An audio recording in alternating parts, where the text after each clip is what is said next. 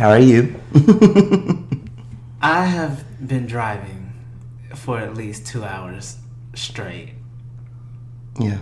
Getting here. Because I drove from Snellville. You were in Snellville, nigga? Yes. I drove from Snellville. Oh, so you didn't leave from... No, Okay. Literally last night, I was drunk. Uh-huh. And I was like, I'm leaving because I'm getting emotional. Because that tends to happen when I'm intoxicated. Right, but as Shay said, sit your ass down, you're drunk. Literally, She was like, Sean, let me know when you get home. And I was like, okay. Drives to the Waffle House, and I'm like, mm-mm. I was like, I'm finna get this food, and I'm gonna go home. I got the food, and I was like, I'm not gonna make it home. So I turned my black ass around and slept at her house. Good. Then we went to lunch today, and that's how I ended up in Snellville. Because she stays maybe 5 or 6 minutes off of 78. Mm-hmm. So I was out that way. That is too far. Yeah. And don't she work in the city? She works in Alpharetta. Oh, hell no. Yeah, horrible drive. My stomach hurt. Yeah. I went to Alpharetta for the first time in probably 5 years yesterday. I'm sure you shitted on yourself. I did. And I was like, well, there wasn't any traffic. It's just, it was unfamiliar territory because you're going up 400. Right. And then it was raining. And you know how horrible Atlanteans drive when it's raining. It's like... so raggedy. Right. Like literally day after tomorrow type driving. Like, relax, babies. You're going to make it to your destination, I promise. Yeah. But, yeah, so I drove from there to home and from home to here. Okay. And traffic is just horrible. Yeah. I don't know what the fuck people be doing on Sundays, but go home. Don't be out and about and all that shit. Like, get the fuck out of my way. I have stuff to do. I'm sure you have stuff to do. That's why you're out driving your car. But please, go away. Right. Like, get out the way. Yes. But how are you? I'm okay. You're okay? Just okay? Nigga, I am pissed the fuck off. Actually. Oh, God. This weekend has triggered me in a way that I have not been triggered in a very long time.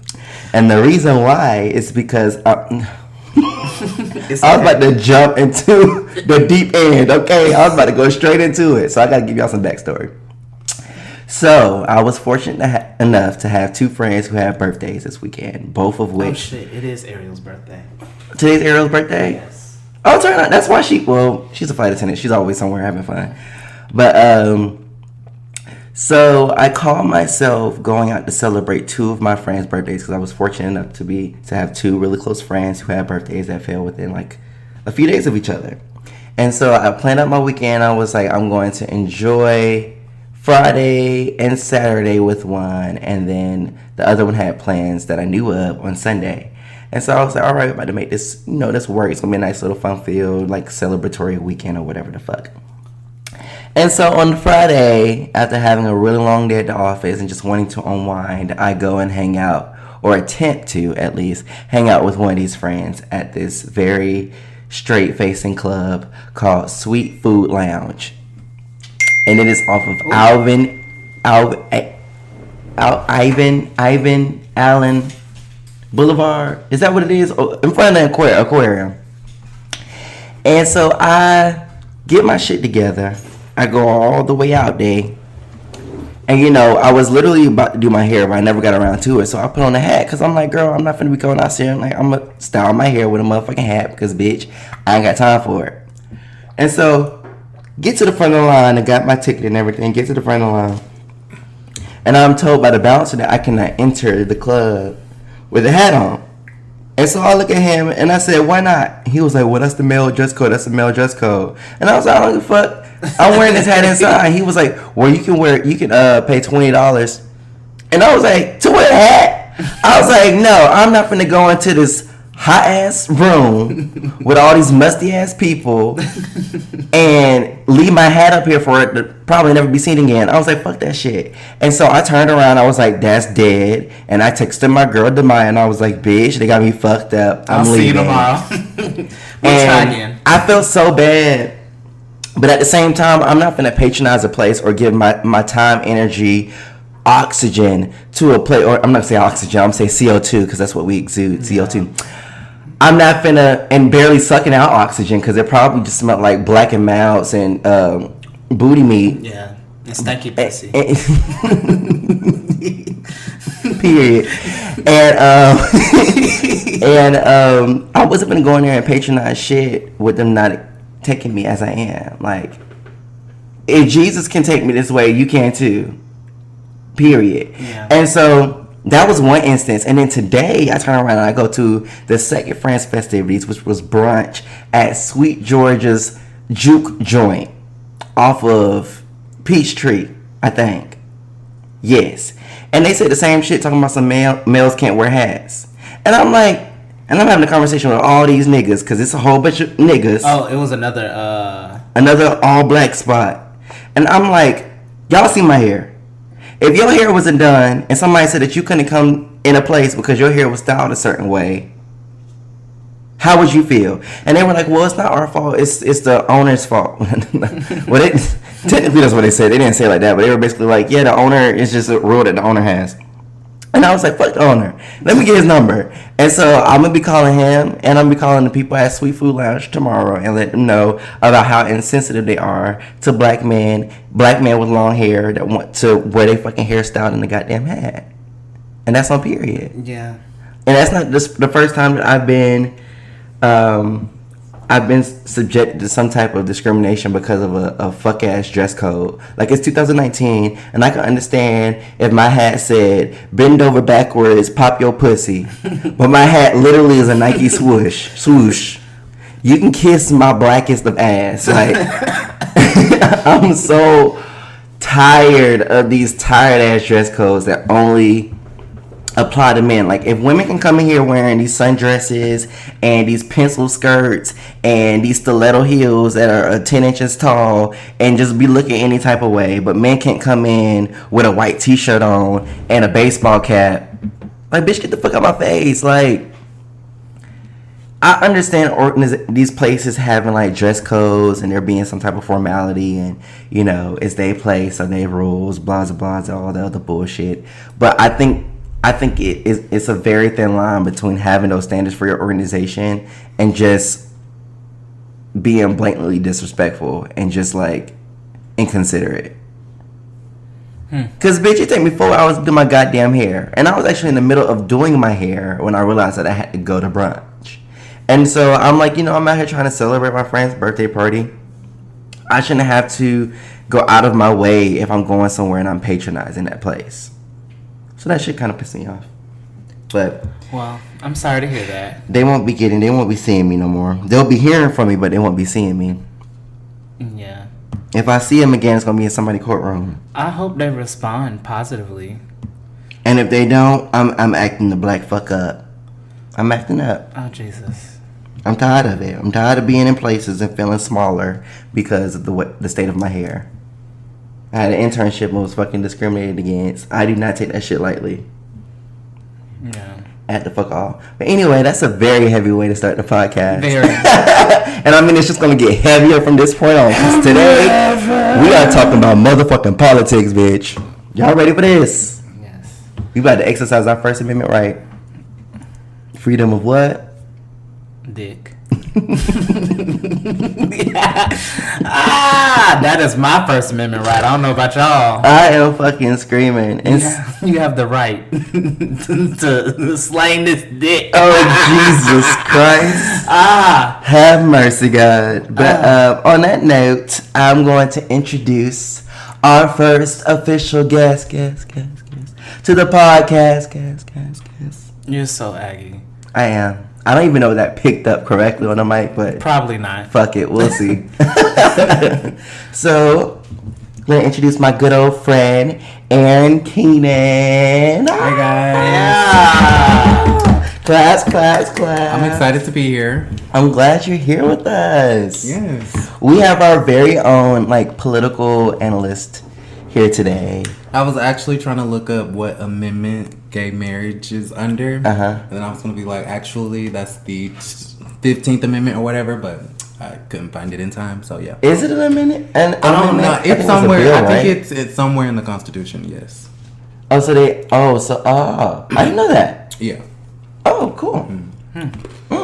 But, you know. I'm not getting married because nobody wants to be with me, so. Okay. Maybe not yet. No. That's valid, because I'm trying to stay hopeful. I really am. So, Aaron, tell us a little bit about yourself. Yeah, so I went to Georgia Southern University, Woo-hoo. studied media. That's how I know Carlton. Right now, I have a YouTube channel. Yes, he does. I have a vlog channel, Life of Aaron, where I just vlog. Excuse me. Look at you smacking. He is. What's the word? Okay, let me. He is recovering from a cold that he claims I gave him. I feel it. strep. Yes, Carlton got me sick, and I was busy hanging out with him. But okay, I swallowed my cough drop. Yes, I have 2 YouTube channels. I have one that's called Life of Aaron, where I just vlog my life, and then I have a second one that I just opened up, I guess, or launched. It's called House of Aaron, where I talk about news, celebrity gossip, politics, and everything in between. Yes, and so Aaron has been in the media game for a good little bit. He's had his fair share of YouTube channels, and we'll keep that very bare minimum slick, okay? Not bare minimum. But that is good, I'm telling you. But yes, he has House of Aaron and Life of Aaron. So be sure to pause us just for a little second. Come back though, because we like y'all. And follow him on all of his social media. Drop your Instagram and shit. Yeah, Aaron E. Keenan. So it's like real professional. Yes, Just his name. Yeah. So Aaron E. Keenan, and find him on YouTube at his 2 different handles. Yes. Okay, cool. And so we're back in it. I think I want us to play a game.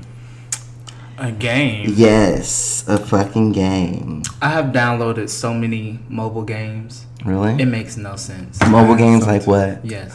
I have what's the old one that people used to do? Temple the running Run? one? Yeah, I have that. Temple I Run was is playing my that. shit. I was playing that yesterday. Hasn't it like elevated? Like haven't they added like It's new changed. features and stuff? Yeah, it's changed a little bit.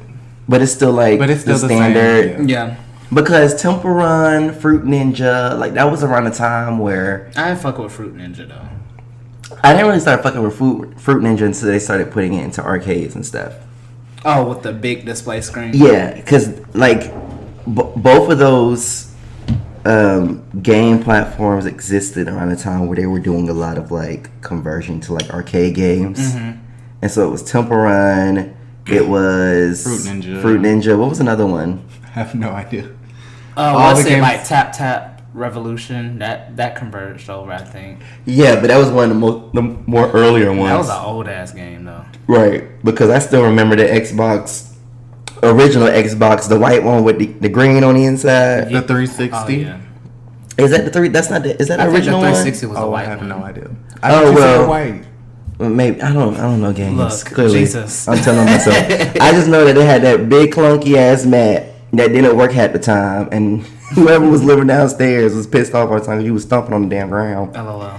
But okay, cool. So this game that we're gonna play is called, and I just looked it up on Google. How black are you? So the title itself is extremely problematic. It is. But we're gonna play it anyway because why the fuck not? Okay, so the first question. Are you ready for this? Yes. No. I was born ready. Okay. So this is so black. Okay. What do you? Okay. So I'm gonna do the question, and I'm gonna give you 3 answer choices. Okay. I think all of them had 3. Majority of them had 3. Yeah. So, what do you call your mom's best friend? A, auntie. B, Mrs. in parentheses, whatever her last name is. C, by her first name. Now think through your blackest of lens. Don't think. Okay, wait. What would Sean do? Okay, so it's not what we would personally. Right, because I'm like, I think it's stereotypical because all of us know that as black people, we are not all the same. I think you're supposed to do it. Answer how you would most answer it. But I think there are right or wrong answers. Okay. According to whatever I'm supposed to think algorithm of the they're blackest using. answer. The I blackest would answer. say Mrs. last name.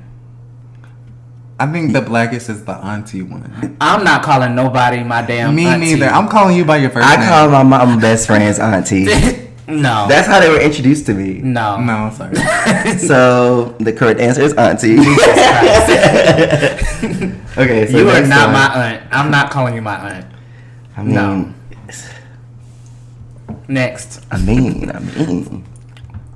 So how do you know it's clean the house day? A, there's no clean the house day. B, Old school you wake up to the sounds of neo soul or gospel and the smell of bleach. That second one. C, you have a cleaning lady.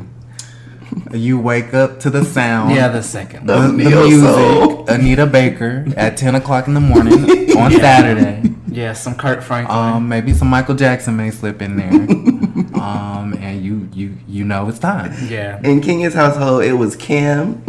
Not Kim. Kim Burrell. No, Oh. K-E-M. Girl, he's like a '90s R&B neo soul singer. He was out with like Early Maxwell, and Tony Braxton. It was Kim, Brian McKnight. Yeah. My mother loves Brian McKnight, so we all know it was a Sade. second one. Sade, Yeah. Woo! Okay. Number 3. Which song is playing multiple times at the cookout? A, Rock With You by Michael Jackson. B, The Cha-Cha Slide by Mr. C, the Slide Man. Or C, Before I Let Go, Frankie Beverly and Maze. I would say I'm gonna say A because you don't do a line dance multiple Twice, times. yeah. So it's definitely Before I Let Go. Oh damn. A. Whatever. Well, maybe. And y'all should know play- this because of the backlash that Beyonce got back. Yeah, for maybe they redoing played the it. original, and then the second time they play Beyonce's. No. It's always Before I Let Go. They do not play that more than Why? once. Yeah, why do Yes, they do they that? do. Well, But why? They definitely don't do Michael Jackson Rock With You more than once. Well, if they play it, I would listen to that more than once. Because Before I Let Go is a electric slide song. Why would you do it twice? right. Because you do the electric slide to it once, and the other side is when you socially, you being social, and you eating watermelon with your family. No. Yes, that's how my family did it. No. South Georgia. Oh god. Well, I don't go to family reunions, so. Yeah, I stopped going to those. Okay, so meanwhile, I'm the blackest one according to this quiz. I might as well be a white man at this point. Okay, so number 4. I'm mixed-ish. If you come on, Tracy Ellis Ross. So, if you go to a buffet with your mom, how old do you tell them you are? A, your real age. B, 12 or younger. C, a teenager. Listen, funds is running low. I'm 11. Yeah, go to corral prices are ignorant. They're so ignorant, and the price difference between an adult and a kid is just like, yo, we eating the same food. nigga. Astronomical. The gap is too wide. Yeah. And then, in order for you to get another discount, you got to be a senior citizen. And I'm just like, what? So y'all know it's 12 or younger. Yeah. Okay. And you don't say nothing. You let your mama speak. Okay. Yeah. Let her pop off. What you mean? How you gonna tell me how old my son is? Ma'am, he has a beard. He grew up fast. And next question. Oh my god. Okay, so number 5. This one has 5 choices. So, which of these unwritten black laws applies to you most? And so I guess it's more opinionated. And so, okay, so the first one, A, don't cut my name out the cake. B, say a word twice to emphasize its meaning. C, if everyone else starts running, I'm running too. D, no snitching. E. Whenever you're asked to do something, your mom replied, "People in hell want ice water." That last one. Those are all laws. Black People laws. in hell want ice water.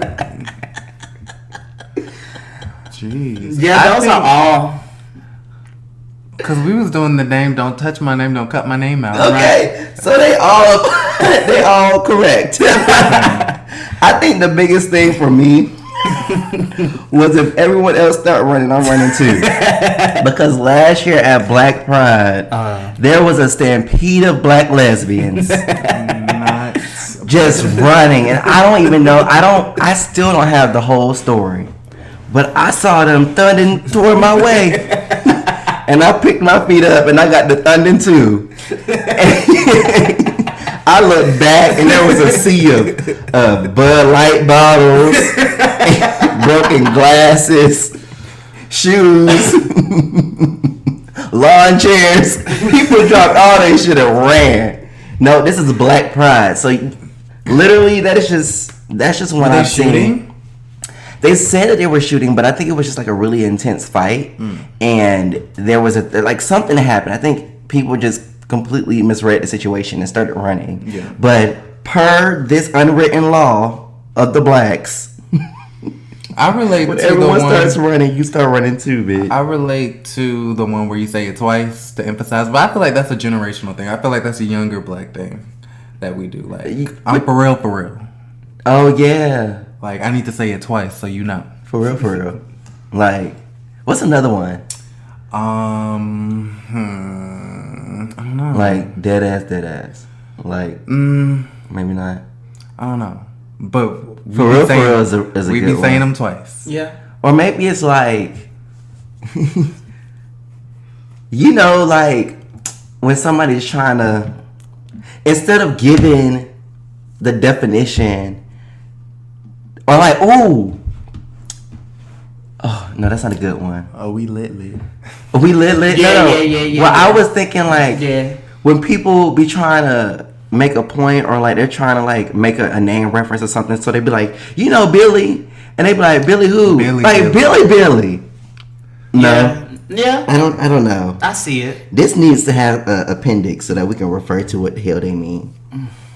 Okay, and it was only 5 questions. Good job, guys. Yay. That was on the global grind. Grinder.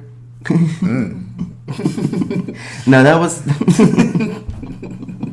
Look at this picture. That's black. She is busting it. She is busting it wide open. And this woman with the phone. I'm saving this and adding credits. I'm putting this on the Instagram. Okay, so in case y'all are completely confused as to what the fuck we're laughing about, I am on globalgrind.com, and there's this photo of this Auntie. BBW auntie just busting it back on someone who looked like she probably one of her niece's boyfriend. Huh? That can't be the family reunion. Child, this may be her niece's boyfriend. That ain't her You don't even know. Not her niece's You don't even know. This the cousin twice removed. Yeah. Twice removed. Them married into the family 3 times and still managed to get a divorce. Is it him? Is it the family? Jesus Christ. And we Oh women my have God. What does BBW stand for? beautiful black woman, or I have no idea. big beautiful woman, Big booty woman? big booty woman. Cause that's like a category on Pornhub. Yikes. So Nah, I feel bad. It's a descriptor. I'm so sorry, ma'am. I know Drake's like some BBW. yeah, big booty woman. I think that's what it stands for. Big booty woman. Or big bitch woman.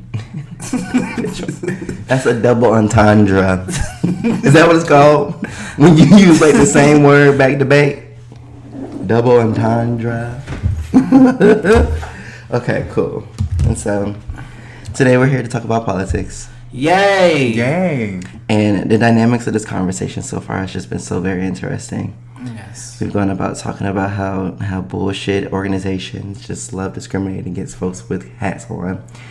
Talking about how black we are and realizing that 2 of the 3 people here Yeah, I'm a white are man. not as black as I thought they were. Yeah, I'm a white I'm a whole white man out here. And now we're talking about the state of our country. Yeah. And how it is. I just get so exhausted. It's not good. It's not good. Mm-mm. It's horrible. Yeah. So what y'all want to know? Okay, so 2020 is coming. Yes. These 4 years flew. That's a good thing? That is a good That's thing. a great thing. Is it? I mean, So much damage. I'm optimistic. I mean, but okay, so this is my biggest thing. Because, and maybe this is a coping mechanism. Because my mother told me that we've seen bad presidents before, right? Yes, a lot of bad presidents. A lot of bad presidents. Like, Bush wasn't ideal. But you know what? I have a lot of sympathy for him because I feel like out of all the modern presidents, as far as the 90s and the 2000s and 10s and whatever, I feel like he had it the worst because the climate he had to at the deal time? with Hurricane Katrina. Yeah. He had to deal with 9/11. Yeah. And he had to deal with the recession. So I feel like I have a soft spot for him. So yeah. So I don't think he was as bad as people make him to be, but. So how about his daddy? I don't know anything. You don't about have his an opinion presidency. about- I don't think he No. did anything. I mean, he was Yeah, I kind don't- of, to my understanding, he was kind of like, he didn't fly under the radar, but he kind of just like reinforced things that were already like in place. He didn't really do anything. Yeah, I don't to know what he's advance, known He kind of kept things kind of stagnant. But yeah, that's a pretty good point. But still, like, But people wasn't really fucking with him. Nixon was. I mean, he was Trump before Trump was Trump. Yeah. The second president ever to be impeached.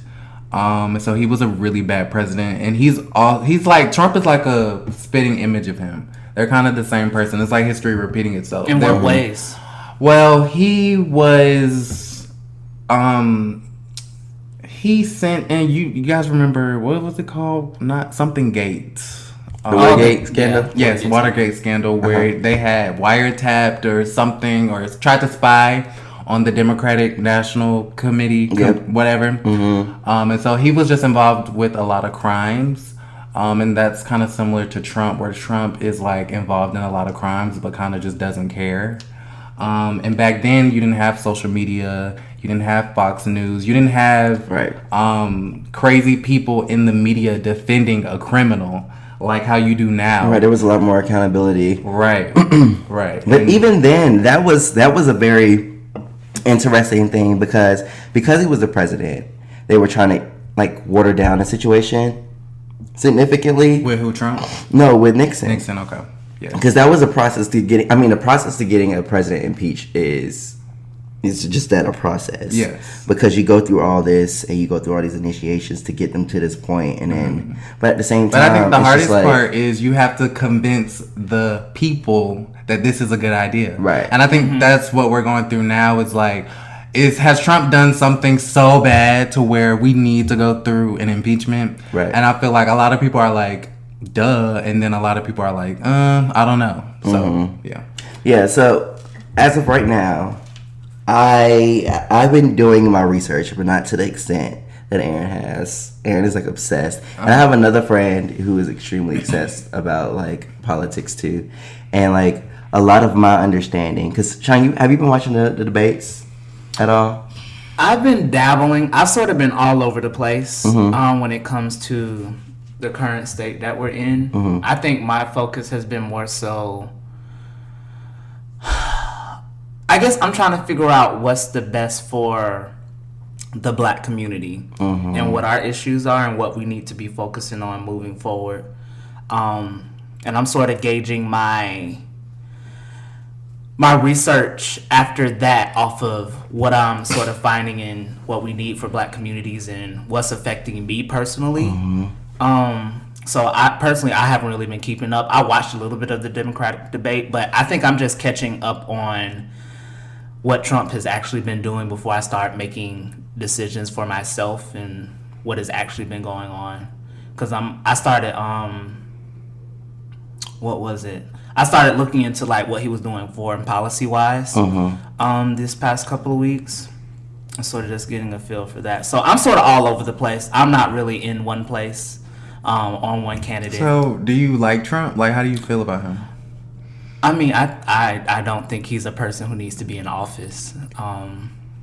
And I'm not even... Because I sound crazy right now. I hope I don't sound crazy. No, but talking. Because I recently watched the Revolt Summit. I think that's what it's called. Oh shit! You did say we need to watch that. Yeah, it was hosted by P. Diddy, and basically it was a panel of Black Americans in hip hop. So it was a mixture of Black conservatives, rappers, influences, all kind of stuff. T.I. was on the board, Killer Mike. I don't know the other folks, but the way they were talking, they seemed pretty important, I guess. But it was a very, I guess, eye-opening conversation in how they defended Trump and some of the things. Because... Are you talking about the Black conservatives? Yes. And I don't agree with it. I think Trump is a dumbass. I think he is a racist. I think he does provide or establish environments for hatred and just negative things to grow. Mm-hmm. But at the same time, they did hit on points on what people are actually doing for the Black community. Mm-hmm. And once again, I don't support Trump. And I think everything that he sort of throws at Black people when he talks about, oh, I've done this for the Black community, all that other stuff, I think that's a gimmick and just another way for a white man to control a minority population. But it did cause me to draw in a question, all right, who is actually doing something for our communities? Who is actually thinking about where we need to be going? So that's sort of where my thoughts are and why I'm really looking into like what the problems are in the Black community, right? And who is just going to best sort of help move us forward. Mm-hmm. Personally, I think it needs to be a person from our community, a person of color. Mm-hmm. But I think that's why I'm sort of not on the ban or bash Trump sort of bandwagon. I just want to do my research before I start talking about him because I haven't been keeping up. So he can say that he's helped with the Black unemployment and that he's helping Black people get out of jail and he's reversing the crime bill and all that. But at the core of who he is, he's a racist. Mm-hmm. Just from the things that he's done, the things that he said when he first started running for president, he made his case to the Black community was, vote for me, what do y'all have to lose? And if you want my vote, you have to come a little bit harder than that. Then when he was talking about the African nations and Haiti and the Black countries, he called them shitholes. Yep. Okay, he's called Maxine Waters and Chrissy Teigen and Kamala Harris all types of names. These are Black women. Yep. Called Elijah Cummings, the representative from Baltimore, a racist. You called a Black man a racist as a white man. Not to mention, when you first got your career started, he him and his father owned a building, I'm guessing in New York. They went and leased to Black people. On top of that, you wanted the exonerated 5 to go to... he wanted them to get the death penalty. And years later, when you found out that they were exonerated, you are doubling down and you are still on this thing like they did it. Mm-hmm. And he has a history of racism. And so no matter what you try to do or pretend to do, like, oh my God, I'm here for y'all and I've done this for y'all. First off, any person who helps any type of community or is involved in trying to bring up our country is not going to try to be the face of everything. Like, you want praises and you want people to worship you, and it's like, no, if you're going to do it from the kindness of your heart. Do it because you're the president of the United States and that's your job, is to help people. Right. Well, we all know that's not why he's in this position. Yeah. And he's I'm sure we've had other racist presidents, but in my memory or my whatever, from all the presidents that I can remember, He is the one that is very blatant about it, and it's disgusting. He's just been blatant about his personality since from the jump. So because you guys touched on impeachment earlier, so these are the things that you think should be. Well, it's not a crime to really be racist. Right. I do think it's dangerous. He's emboldened white supremacists, which I think is impeachable because that's dangerous for the country. But not only that, he's soliciting countries like Russia and Ukraine to interfere in our elections.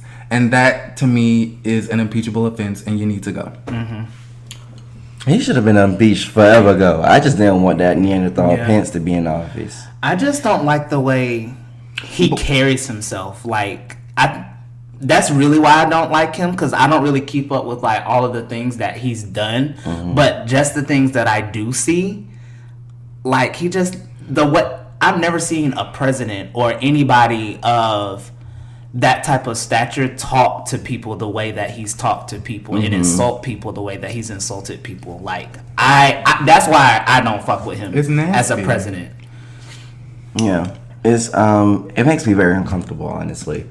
And my biggest thing, and has been since the debates have started going, is just trying to hone in on what I'm going to do to make an impact come 2020. Right. Because I know when it comes to a lot of the problems that we face as communities and a lot of the problems that we have as a nation, there are so many different people who are involved, right? And so that's why I went so hard for Stacey Abrams. And even though Stacey Abrams was cheated from her position as governor, she still continued to push for a fair fight, a fair vote. And I think it's very important for us in our communities to continue to educate ourselves and to be on the forefront of conversation and to use our voice to incite some type of change and to gain the knowledge for us to be able to make proper, educated decisions going forward. Because I think, for me, the biggest thing is that Trump was a huge wake-up call for a lot of different Americans, including the ones that voted for him. Because I remember a couple months after him being in office, a lot of the people in Statesboro who voted for him was like, he hasn't done anything, or he's actually gone against, because wasn't he saying some things about like lower class white people too? Like he was trashing them too. Essentially, if you're not white and of a higher class, he's fighting for you. Yeah. No, he's not fighting for you. He's not fighting for poor white people. Yeah, right. And so I don't even think he's fighting for people that got money either. He only fighting for himself. Well, honestly. I think he ran. I think it was a marketing scheme. Yeah. I think he was trying to promote his organization, the Trump organization. He wanted to I don't think he ever really intended to be president. I don't think he thought that people would ever vote for him, but he stuck with it because he got elected.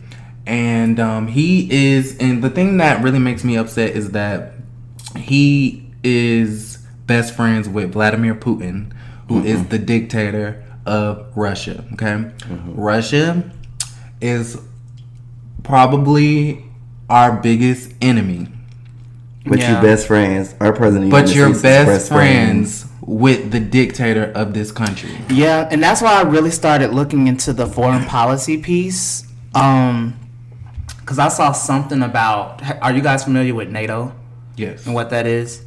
I saw something about how America has been one of the major contributors to like the funds within that, and other countries haven't been upholding it. But due to that, I guess Trump has made claims that he won't come to other countries' aid when it comes to, because the whole pact is surrounded around protecting those European countries that were what is it called? Taken over, attacked by Russia or whatever. Essentially, that's what the pact is. But it's more so unity and just coming to country's aids when they need it. Right. Yeah. But I just feel like he just threatens so many things that would just make the world implode. Like the fact that you won't honor something like that, like that's just not a one and done business deal. If you're not giving money, that's like you really need to think strategically on that. And the fact that he's just so willing to, go forward with things so quickly and not think things. He doesn't think things through. Like it's just that's really concerning for me, and I just really want a candidate who is going to think about America as a whole when they're making decisions and when they're opening their fucking mouth. Well, we need somebody with some damn morals and ethics Yeah. and values because he has none. That would be nice. I mean, you want to be friends with the guy from North Korea. I forgot his name. Kim Jong-un. Like, his favorite people. Like, if you ask him who are your favorite leaders, he'll mention dictators. Not presidents, not kings, not queens, not prime ministers, dictators. But Republicans he wants to be a dictator. Yell communism. He wants to be So a dictator. fast. And it's weird. He hates the media. He doesn't want us to have our First Amendment rights, freedom of speech, which is a dictator-like trait. And to me, you just want to be a dictator. You have no morals and values. You're not even faithful to your own wife. Okay? You cheated on your wife with a porn star. And your lawyer during the campaign paid her off. Yep. Like, I need a president with some damn morals. And conservatives, I love my integrity. Republican brothers and sisters, but y'all are supposed to be, quote unquote, the party of family values and moral values, but you have a president that will literally cheat on his wife with porn stars and pay them off with campaign funds. That is crazy because on the panel discussion that I was watching, one of the black conservatives was talking about how we need to start putting fathers back in the homes and all that other stuff. But literally, you're supporting a person who is contradicting all of it. Dishonors that's the crazy. family. Yeah, the Tradition. structure, tradition, right. It's a mess. So my question for you all, because I feel like things do typically just move forward with like us just complaining about things. So like, what is your ideal candidate? Like, what are you looking in the next president? What are you looking in your next mayor for the city that you live in? Like, what are you looking for? Well, let's get Keisha out. Why are you doing What did she do? Like that? What did she Aaron do? has been mad with Keisha Not Miss since Bottoms. he has been mad with Keisha since she tried to regulate those scooters. Yes. Rightfully so, because I'm about to hit every single last one of them hoes. Fuck them scooters. Miss Bottoms gotta go. No, I'm playing. Yeah, I don't like. I don't like what she's doing with the scooters, but I mean, she's okay. What do I? Like? I do have an issue, and this may not be Mayor Bottoms, but I think there is an issue, a huge issue with Atlanta's infrastructure, and that we're doing all this weird development, and I haven't read into it enough. 285. I haven't read into it enough, but it's this really weird development. Like there are blueprints online that show like a time lapse of basically high rises that have already been added to the city, high rises that are currently being constructed, and high rises that are projected to be constructed. And literally, like when they're done, it's going to completely change the landscape or the skyline of Atlanta. And so it's like we're doing a lot of building up, right? And you have these really, really nice high rises, but the road below looks like a sponge. Like, why the hell are there so many potholes? Exactly, so many potholes. It's rough, and then traffic gets so held up sometimes, and it's like the police officers aren't properly trained in being able to deal with the traffic, to guide traffic and stuff like that. And so that's my biggest concern. And I know for me, like, I'm still trying to solidify myself as an individual. Like, I'm not really huge on politics. I'm not a politician at all. However, I'm a very opinionated individual. And as an American, I can exercise my First Amendment right, period. And so I'm going to say whatever the fuck I want to say.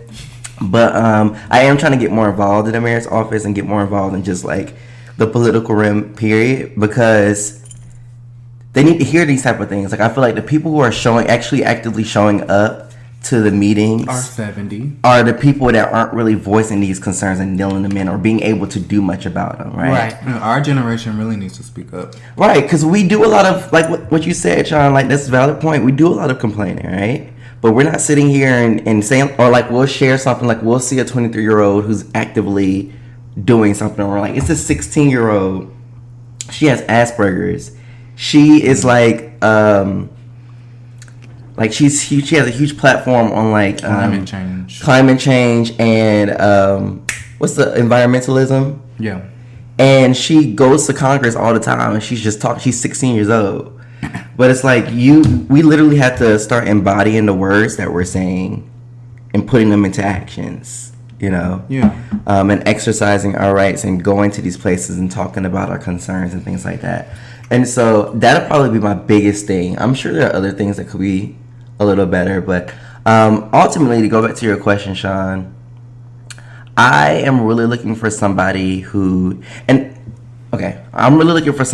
listens, someone who is qualified, someone who has proven that they're worthy of the work and has proven to me that regardless of if they win the presidency or not, that they will still do the work. Mm-hmm. You know what I'm saying? I think I was spoiled by the Obama administration. I am spoiled by what Stacey Abrams is currently doing, because I know Stacey Abrams knew that the state of Georgia didn't do her right, but she's still fighting for the state of Georgia. Like, everybody and they conservative ass I'm optimistic about Georgia. Was like, I'm optimistic too. I think we're gonna turn purple. Like, in the next 5 or so years, we will be purple, possibly blue. I believe that. And it's just because of Stacey Abrams. Because when I saw how close those numbers were, I was like, wow, we really could have had her. And I was at the watch party, looking at the numbers come in, and it was literally like toward the end, you just saw all these numbers come in from like the southernmost counties in the state, and I was like, okay. Because he didn't step down from his position, did he? No, he didn't step down from his corruption. Position. He was still conflict of interest. So raggedy. His job is to oversee the election, but he was running. He was. That makes no sense. Was that you? Yeah, that was me. That scared the shit out of me. I thought the world was shifting. Anyway, that was a mess, but literally I remember being there and the energy of the room like changing, because we just knew that.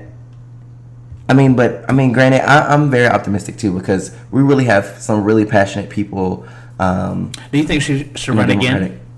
Yes, for governor. Yeah, not president. Yeah, I think, but that just goes to show like there's so many layers. Wait, is she trying to go for president? There was a lot of speculation, like, oh my god, maybe she'll run for president, kind of like Beto O'Rourke, however you say his name.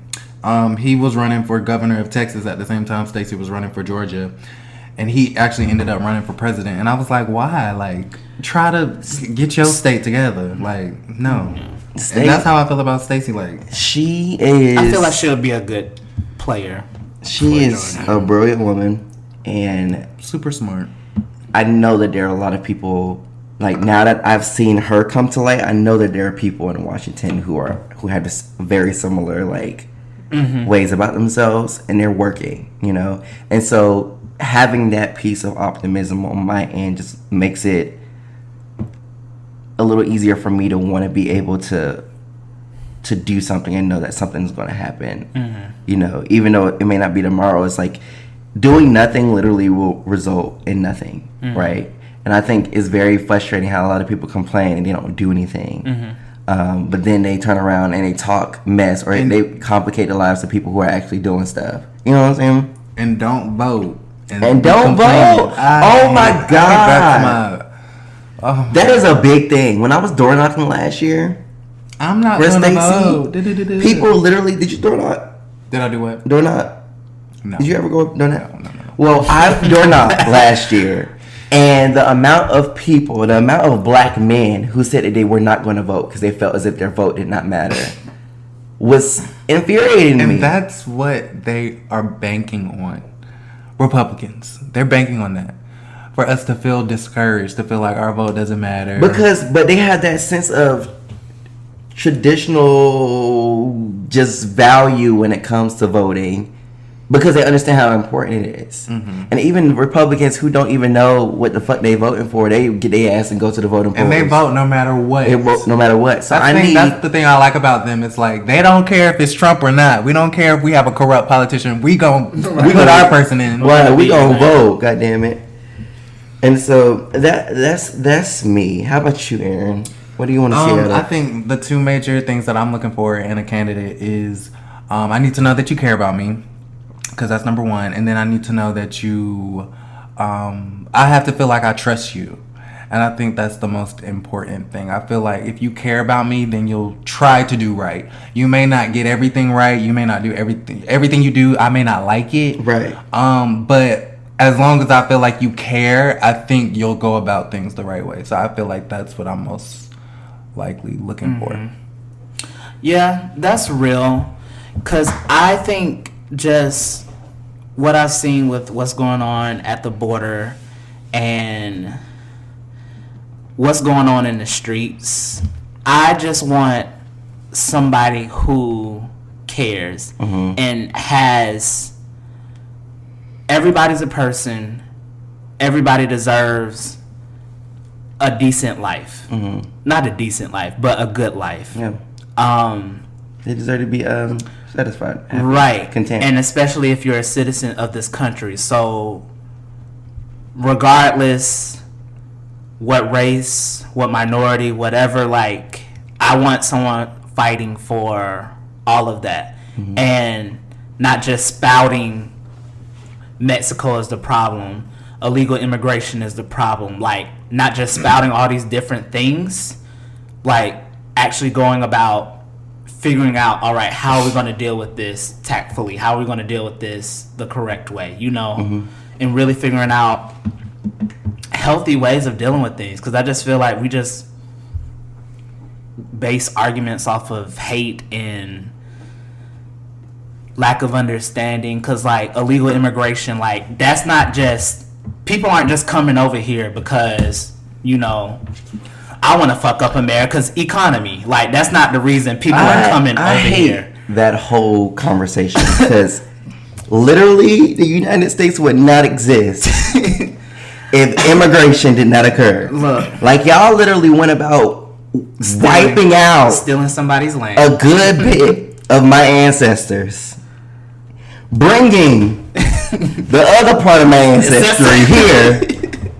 And then y'all lady asses made me 1/3 of you by having sex with all of them. And so I've never understood that dialogue, because the United States would not exist if it wasn't for us being a melting pot. And you saying that really hit on something for me. I definitely want a president who can bring the best out of people. Yes. And I think my biggest thing with all of it is that we have problems in these communities, right? And a lot of these problems cycle within the community. And then those who aren't part of the community and look down on the community, like the majority in most cases. So whether you're straight and you're looking down the LGBTQIA plus community, or you're white and you're looking down on anybody of color, or anyone non-white, you know, there's this cycle. They feed off of the fact that we're cycling and that we're hating each other, right? Right. And so I really want somebody who's advocating for communities within communities. Yes. Right? And being able to bring the best out of that. And it's a very interesting conversation to have, because Chelsea Handler just came out with her documentary on Netflix. I need to watch it. But something it's called Hey Privilege, I'm Chelsea, or something like that. And I got a note from my boy Cedric, and he was like, you really have to watch it, like, it's really good. And he was basically like, it's going to take a white person to fix it. I'm like, that's crazy to think about. Because white people rule the country. White people rule the country, and white people are the main oppressors. All right? Yeah. And especially if you're white, straight, male, and of the Christian belief, like whether you're Catholic or like if you fall within this very like Anglo-Saxon white male space, then you have a privilege that someone who is the complete opposite of you does not have. And so Chelsea is taking her platform as a comedian and literally has, and I really like that because I think comedians use the fact that they're comedians to spread a word. I mean, not well in her case, yes, but I think they use it as a way to reinforce the negative connotation. Dave Chappelle. Like Dave Chappelle and Kevin Hart. Like they use it, they're like, it's a joke, it's a joke. No, it's not a joke. And it's like, because this problem is much deeper. People believe it and they key at it and they love it. And it reinforces the bullshit. Exactly. Because Dave Chappelle talk a lot of shit and he married to an Asian woman. And people take it to heart and they take that as word. Right. And there's nothing wrong with Dave Chappelle being married to an Asian woman. But for you to say the things that you do and to it makes it difficult for your Asian wife, for you as a interracial couple to exist in your space, and you're affirming that. You're making it seem like it's okay. And then he said some really disgusting things about trans people. What did he say? So basically he misgenders trans people. He'll have like a joke. It's not coming to me right now, and honestly, it's because I discarded it.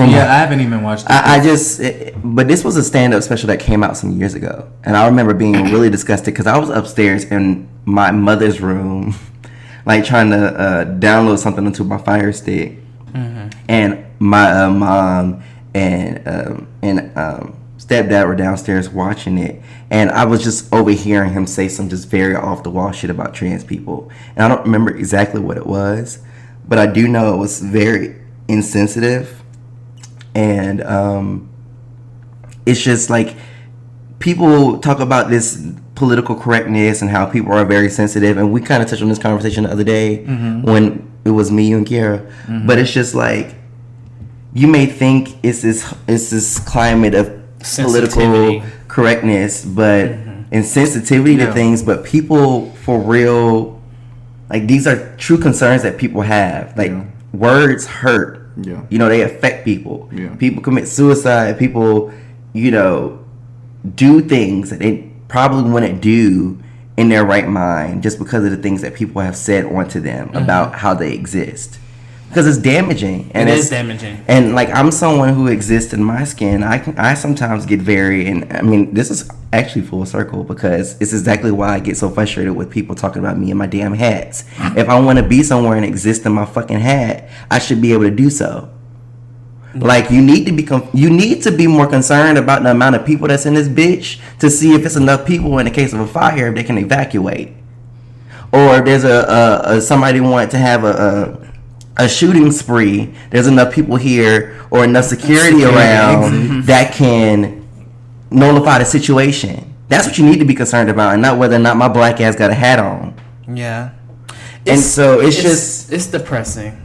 It is depressing. Because it's not people's priority, and people just get so hung up. Just going back to, like, people just harping on people from Latin American countries coming over here. It's like you talk so negatively about these people, but literally put yourself in their fucking shoes. Put yourself in countries that your ancestors and say it, Sean. they don't think about stuff when they're coming for these, when they're trying to address these situations. Like literally, if you sit and think about the history of the fucking world, you will change your whole fucking mindset and approach to these situations. Because you're coming for these families, you're trying to break up families, you're trying to send these families back to situations that are not ideal because it's affecting your quote-unquote country that is yours and all the other shit. But it's not. Literally everything, your whole idea of what America is and what you're supposed to be doing to protect it is false and not correct. So people really just need to think about what it is to be a person and what it is to be in that situation. Literally, I want somebody to be cognitive of the world and what is happening and what it means to be in these situations. People just aren't doing that, and that's what blows me about Trump. Like, you're sitting here and justifying white supremacy, and I don't know what he said, if he's denounced it or if he hasn't or whatever, but think about what white supremacy does to this country, what it does to the people in this country. You're not thinking about that when you make the fucking statements that you make. So when it came to Charlottesville and the whole riot broke out and all that other shit, you're sitting here saying there were people wrong on both sides and all this other shit. There were very fine people on both sides. But that's what he said. Yep, KKK. It was a group of KKK people. There's very fine people. He called the KKK very fine people, basically. Like, why would you sit there and support something like that? It's crazy. And his whole idea, if I don't necessarily say I support it, that's not you supporting it. No, your actions literally show how you're supporting it and how you're a racist and how you're a bigot. Like, the fact that you don't recognize that the KKK being there and white supremacists being there and attacking people who are trying to tear that down, and white supremacy has been a problem for this country, and why people have not been treated equally. Right. You don't get it. Your lack thereof. You live in your privilege, nigga, and it's just as simple as that. And what really blows me, I'm sorry, I'm talking now. I done got a little fired up. But what really blows me is when black people jump on this bandwagon of defending some of this stuff and defending Trump as a president, and I guess other politicians who fall in line with some of the things that he does. It's like, do you not understand what has happened to your people? Like, do you not understand what our people have gone through, what we're currently going through? Understand you have some of the same ideals and what people have addressed on the other side, but literally this party, this administration has created an environment for people to come out who want to vanquish your people and destroy your people. Why would you be in any regards okay with this? Which leads me to my thing of, I think us as a black people, like, we need our own fucking political party. Like, our own agenda, we need our own whatever. We don't need to align with anything that we have going on right now, because there's just too many problems and too many things going on in our own communities that we need to address. I like the diversity that was demonstrated on the panel that I watched. I like the idea of black conservatism. I like the idea of black liberals is beauty and diversity.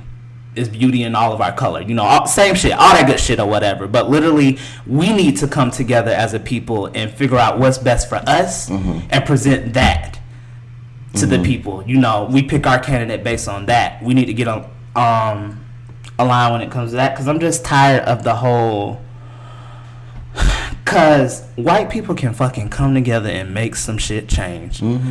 That if we don't want to commend them motherfuckers for any motherfucking thing, they can come together and make some shit happen. And I just want us to be able to do the same damn thing, because it's just time.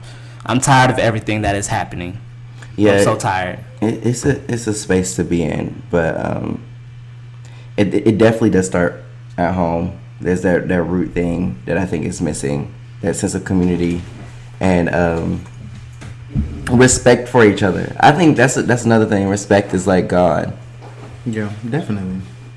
Because we're so tribal. Yeah. We're so partisan nowadays, and so we just want our side to win. Yeah. And we don't think about, what is good for us as a whole. Right. Is your computer about to die? Okay, so we got a little recess going. No, we're good. Sean has to get his computer situated. Huh? I'm gonna unplug this. Yeah, that works. But okay, well, in light of everything that's going on, Aaron. Yeah. Where are you as far as the political candidates for 2020? Where am I? Okay, well, honestly, I'm annoyed. Okay. Because I feel like I don't like establishment politics, and I think that's how we got Trump, by trying to push up Hillary into the forefront instead of giving other people with different ideas, good ideas, a chance, i.e. Bernie Sanders. And I feel like we're kind of going into that same cycle again with this 2020 election with Joe Biden, I feel like. And I think Joe Biden is a great person. I think he's definitely done a lot of good for the country. I feel like he's done some bad for the country as well. But I feel like he literally is the male version of Hillary Clinton. And I have a feeling that if he is nominated on the Democratic side, then there's a big possibility that Trump will win. But I am a supporter of Marianne Williamson. She is at the bottom of the pack as far as polls are concerned. She's not very popular at all, but I believe in her message. She has a message of love to combat Trump's message of hate. And if you don't know who she is, she was Oprah Winfrey's spiritual advisor. She's a New York Times bestselling author. Her most popular book is called A Return to Love. Look it up, really good. And I just love her message. She just has a message of love and spirituality, and just trying to get this country to have a spiritual awakening, a moral awakening, because I feel like we have become so moralless, and that's how we got Trump. But I also do really, really, really like Elizabeth Warren, and right now she is the leader of the pack. So she is leading in all the polls. And I feel like Elizabeth Warren, she has a plan for everything. Her policies are amazing. She's very progressive. To me, she reminds me of Bernie Sanders. She's like the female version, and I really respect her and I like her, and I feel like she will do good by us. So yeah, and she has this relatability that I can really resonate with as well. Yeah. I'm in a very interesting place as well, because there's a divide with the approach in the Democratic Party as to how we need to go about defeating Trump. Right. Whether we need to be moderate or progressive. Right. Yeah. Exactly. And so it's funny because I'm still trying to determine who I'm going to put like my efforts behind. I have friends that are all over the spectrum. I have friends who love Kamala. I have friends who love Beto. I have friends who love Andrew Yang. I have friends like you who love Williamson. I have friends who love Bernie, and I have friends who love Warren. Now, the friends who love Bernie tend to also love Warren. Yeah, they're one in the same, really. And then the friends who love Kamala also have this swing to Joe, and then a swing back to Cory Booker, and a swing back to who's the other person that I'm thinking of? Bernie trying to give us free college tuition. Bernie and Elizabeth try to pay teachers fuck all that. at least $60,000 a year. I think Bernie he's You said Warren. He's weird. I don't know. He's like too much. Every time he talks, he screams. I just don't. His demeanor is off for me. Great ideas. Very smart man. Been in politics. Been in government for a long time. Very passionate, but it's just too. Bernie has been roughed up around the edges. Very rough. I think he's too rough, and I think we need someone more refined and more polished. Okay, that's why I prefer Elizabeth. So I like Elizabeth a lot, actually, and I would gladly get on her bandwagon. I think it's very interesting how a lot of the Democratic nominees, I guess they're nominees, candidates more so, haven't found like their medium when it comes to like issues such as gun control, foreign policy. Some of them haven't nailed down on foreign policy, and I'm trying to think of another one that was that they kind of like skim over. Immigration, reparations.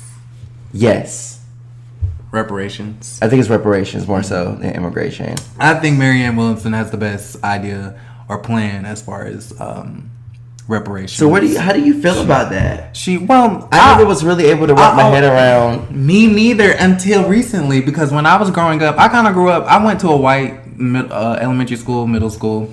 So I grew up in the mindset of, racism is a thing of the past. It really doesn't exist, da da da da da. And then I went to college and realized, oh my God, this country is racist. And so when people used to bring up reparations, I'm like, oh my God, that is so dumb. Like, slavery was 1,000,000 years ago. Get over it. Like, that's kind of what's my mindset. It didn't make sense. Like, y'all want checks and you think you're going to be over slavery? Like, okay. That'll never happen. That'll never happen. But I am now a supporter of reparations, and Marianne Williamson explains it so well. Okay. She basically believes that we have a lot of this racial tension in our country because of, obviously, slavery. And it's been a debt that has never been owed. We have literally built the foundation. Our ancestors have built the foundation for this country. And we've never reaped any of the rewards. And we've never been compensated for any of that. And when we were emancipated, we were supposed to get how many acres? We were supposed to get land. We were supposed to get 2 acres or 3. It was like, however many acres and a mule. Yeah. And that never happened. And she basically feels like... What do you mean that didn't happen? People were freed, but they weren't freed to anything. We didn't have anything. We didn't have any land. We didn't have any money. Became indentured servants and sharecroppers. So a lot of slaves ended up just being slaves. And then if you think back to that time, we didn't have... Like, newspapers weren't a widespread thing. There was no real media, like mass media. And so by the time people knew that they were freed, it had been years. Yeah. And they were still being slaves, not knowing that legally this is not right. Yeah. So anyways, she basically believes on a spiritual level, we have so many racial issues because we've never been owed what we need. And she believes that the country needs to raise, I think, like $300 billion or something, and have a committee of black leaders to disperse the $300 billion. So a committee of black leaders and dispersing like money via like it could checks, be any type like of program. EBT I don't think it would be checks. It would be programs. So I think it will go back to HBCUs and just black infrastructure, right? Black programs. Okay, so like would this go to like Section 8? I think things like that. Yes, housing and stuff like that. Yes, and I see that because my understanding of reparations has always been like that monetary, like transactional thing, which to me, I just think it's very interesting because a lot of the hurt that the black community faces is because of slavery, right? And we've had to like find ways to survive through that foundation, essentially. And we've had to build on top of that very traumatic, very inhumane foundation that I feel like has unfortunately caused us to do the certain things that we do as a community and build our ways as we have as a community. But it's just like, it's like one of those things like when a family member dies at the hands of a hospital, right? And they're like, well, we can pay you this much money. Do you really think like money is going to be enough to make up for it? And so when you say, with you saying that she's like giving money to specific programs that would help the advancement of black people, essentially, I can fuck with that. I can fuck with getting people off of EBT and getting people out of Section 8 housing and actually giving them opportunities, not based on their skin color, but based off their, just kind of giving them that. I feel it because I vibe with that too because that makes a lot of sense That would do a lot for the country. But at the same time, you're still dealing with moral differences at the end of the day, and I feel like that's not going to help racial tension and address that issue. Like the damage has been done. I think the United States needs to issue a public apology to African Americans and period. That is good. That's some good shit. They apologized to the Japanese Americans for locking them up in cages in internment camps and gave them checks. Yep. they're not and sorry. so why can't y'all at least an apology, please? Thank you. Like, because we need the money. They can give the money, but there also needs to be something where. I mean, I don't think anything will ever. It's not gonna ever make it right. It's gonna have to be a natural. Everybody needs to get fired. We were just talking about this other day. Everybody needs to get fired. Everybody start go home. Scratch. Go home. Go back to Europe. Go back to Africa. Let's just abandon this bitch and come back and try again tomorrow. Let's just try again tomorrow. Like, it's just the damage has been done. This 400 years of just hurt and just complete human fuck ups, deconstructing. Like, I feel like, and I think we also have to get over the fact that one thing is just not going to fix it. No. One thing is not going to fix it, and 4 years is not going to fix it. Yes. We learned that with 8 years of Obama. Isn't going to fix it. 8 years of Obama, I think I know I was spoiled because I'm 23 years young. 8 years of Obama, that's 12 to 20. Yeah. You know what I'm saying? Mm-hmm. And so a lot of my developmental years were with Obama as president. Mm-hmm. And I mean, I just saw this black man who looked like myself, who had this beautiful family, and was in the highest office of the land, right? Mm-hmm. And so goals, #goals. Yeah. But then we get this Neanderthal president who literally has this raggedy ass reality TV franchise. And I used to this love bankrupt ass. It wasn't Trump Casinos bankrupt or something. He's had a lot of hella bankrupt properties. And then this joke into the White House, and people retaliate as if they just came from the bunkers from Doomsday. Like the way that white people acted at Southern, or I'm not gonna say all white people because anyway, the way that bigoted white people reacted at Southern when Trump got elected. Like, you remember that open house we had where it was those kids that was running around, driving around in the pickup truck, yelling at the open house people, telling them not to come here, to black families and stuff. Like, that's a mess. It's like something was ignited. Yes. And so that's what makes me think, like, it's a much deeper problem that's going to have to be. This country needs to apologize and needs to be held responsible for the things that they did a long ass time ago. And just think about a personal relationship. You're never going to be okay with me unless I give you an apology if I do something to you. Right? Okay, so that's what the country needs to do. Yeah. I'm over it. I'm just about to start fucking shit up. I'm just like, it's literally they need to feel it. That's the only way people are gonna understand. Like, because my supervisor actually said that somebody did an experiment at my campus where they put blacks only on like department offices and water fountains and like all that kind of stuff, and like literally white people lost their shit.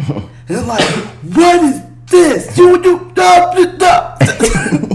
literally, that is what we went through all of 60, 70 years ago. Yeah. Like, stuff like that has to be, this is what they need to be fucking putting in the textbooks and shit. This is what they need to be teaching. Ways to right your wrongs. 101. Like, literally, they need to be doing FYE class. Experiments and different things, like, to show, like, privilege. This is how it felt to be a black American. This is how it feels to be a Mexican American. And the thing is, and because y'all are saying all this stuff, and I'm like, wow, this just seems so extra. But I mean, change is extra. It's extra. And it's needed in order for people, like, people have to be uncomfortable in order for something to, like. So how do you feel about reparations? How do I feel about it now? Yeah, like, do you... Now that I get it now. I literally get it. I feel like the reason why it was just so strange to me is because I didn't have the dialogue surrounding it, unfortunately. Because all I knew from reparations is my raggedy ass friends on Facebook. I don't want no damn money.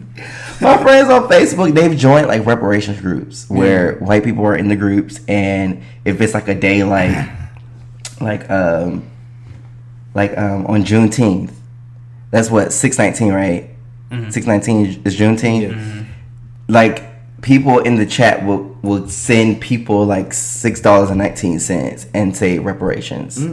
Like, and so I thought of it as a joking type thing, because I feel like black people have this and it's like you said, it's a morale thing, because black people have this way of kind of like being like, oh, you owe me, or it's like this sense of like entitlement for the struggles that are entitled. That's how I feel. We are entitled. We are entitled, but I just think it just needs to be. We need to approach it very with humbly. A different conversation. Yes, it has to be extremely. We have to be humble about it. Yes, because we have to be logical about it too. Because there's a lot of data and facts behind this. Yeah. You can actually calculate what we are owed based off of what our ancestors did back then. There's a mathematical way to calculate, okay, how much is each African American owed based off of what their ancestors did back this country when slavery started. So it's a very logical, mathematical, scientific conversation that you can have about it. I mean, rightfully so, because this bitch was built off the back of our ancestors. I think my biggest thing is... we have not caught up. There just needs to be some sense of education, a sense of humility, and a sense of logic with all of that. And there's because I don't want black people to turn around, and because I think what white people suffer from is human nature and this sense of superiority, right? Right. And having to be the HBICs, having to be the ones that make the decisions. We need to completely rid ourselves of this animalistic ass tactic, because it's the goddamn circle of life, and we all deserve to be here and harmonious and shit. Because life happens to everybody, and so.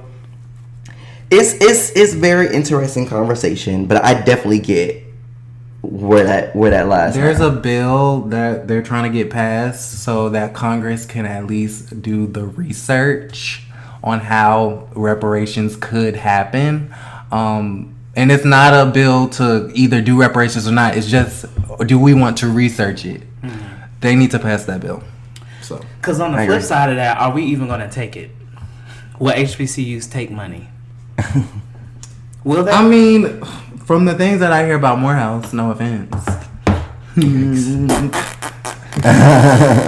I mean, I feel like if this is something that shakes the table, then they can get it done, and especially if they go about it logically.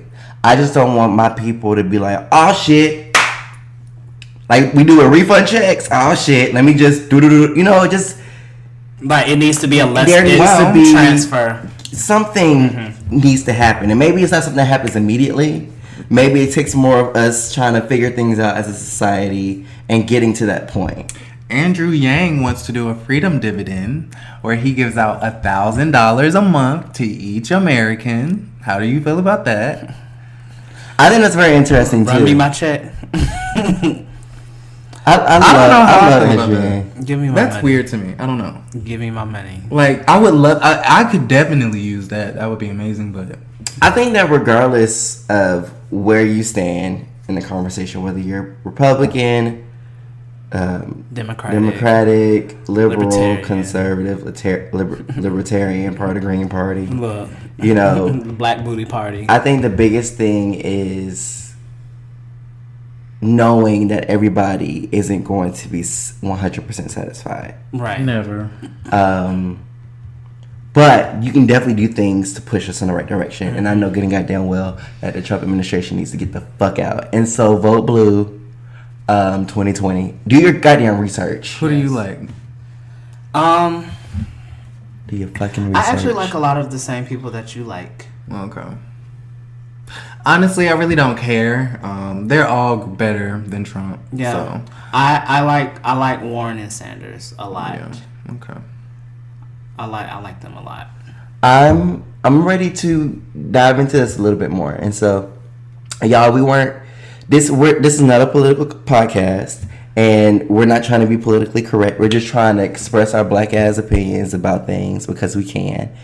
And I think my biggest thing is just opening up the dialogue and personally charging myself and challenging all of us to just do our research to ensure that whoever we get into the office, we're able to stand behind, fight for them, and figure out ways to be impactful. Right. right? Yes. Whether it's through our day to day, or if we take the time to go to town hall meetings, or if we sit down in front of podcasts and talk, or go to different podcasts and talk about it. Like, it's just important for the conversation to be had, because it's really disheartening to know how unmotivated people are to make a change. Because there are people out here who are for real fighting for us, and I think we just let go. You know, I'm honestly depressed right now. I'm drained. I'm so drained by it. But I'm trying something new in the month of October. This is like Does sports really? for me. I love it. I need a drink. I have some IPA in the fridge. I am learning something new, teaching myself how to turn my anger into very strategic, very productive actions. And so, Sweet Food Lounge and Sweet Georgia's, y'all getting a strongly worded email from me tomorrow morning. Period. And I will be following up, because those are my strategic, productive actions. I will not get mad and slander your name often. I will do it. But I'm also following it up with some type of protocol. Because it's important. Like, change is not going to happen by itself. You know, change is very uncomfortable, but change is very natural, and it's needed. And I think as a people, we have the right to say what the fuck we want to say. Like, Barack Obama was an ideal, like, he let us know that it's possible if you put your mind to it. Yeah. You know what I'm saying? Okay, so how are we feeling? Sean, where we at? We're good. We're good? Mm-hmm. Yay. All right, y'all. So, as always, feel free to join on the conversation. Lord knows what type of political mess is going to happen by the time this episode airs, because season 1, we're literally just recording. Nancy Pelosi is moving forward with impeachment. So, okay. It's looking like Thanksgiving. They're going to have that vote. So, we'll circle back around on there. Probably have some, like, open dialogue around that time. Maybe. Cool. We'll see what the fuck. We'll see what the fuck going on. But follow us on our social media at BGO_pod on Instagram. Is there anything that y'all would like the good people to know before we left them for the week? No. Just stay educated. Sean is depressed. I'm over it. Because literally, I'm just thinking about, like, this stuff is probably not going to be solved in my lifetime. Yeah. And I'm just, what can I do to help make my existence better? That's a valid concern. So that's valid. And it's just like, is it even worth it?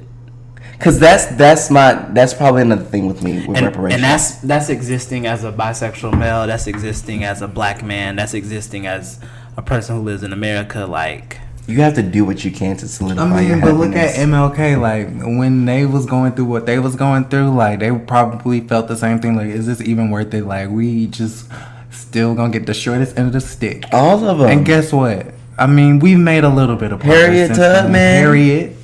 They probably thought they was gonna be slaves until the end of time.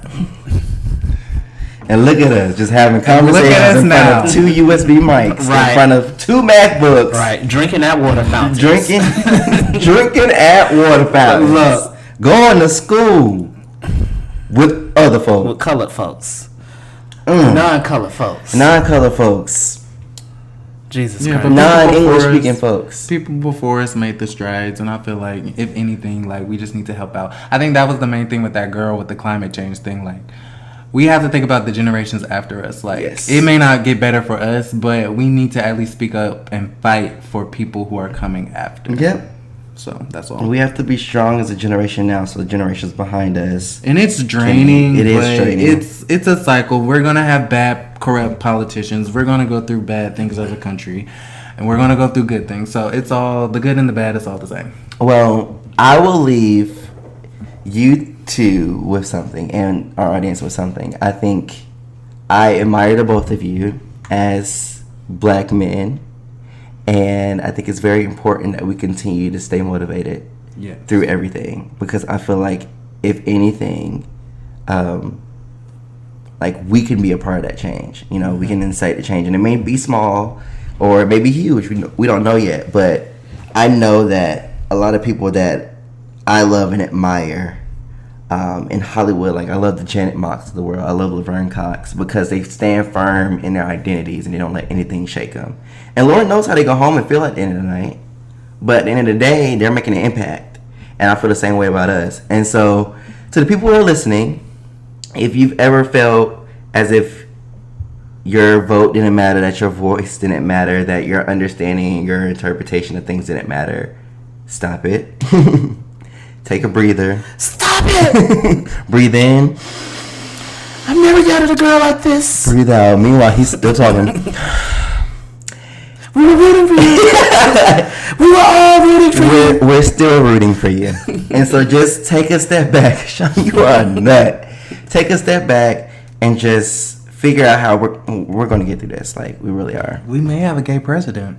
We may have a gay president. Booty Ted. Booty Ted. I love Booty Ted. I love Booty Ted. He's standing in his privilege. He is standing in his privilege, but his existence as a gay man, as an openly gay man, is a statement within itself. He cool, but he needs to educate himself on blacks. That's all I have to say. Okay, retweet.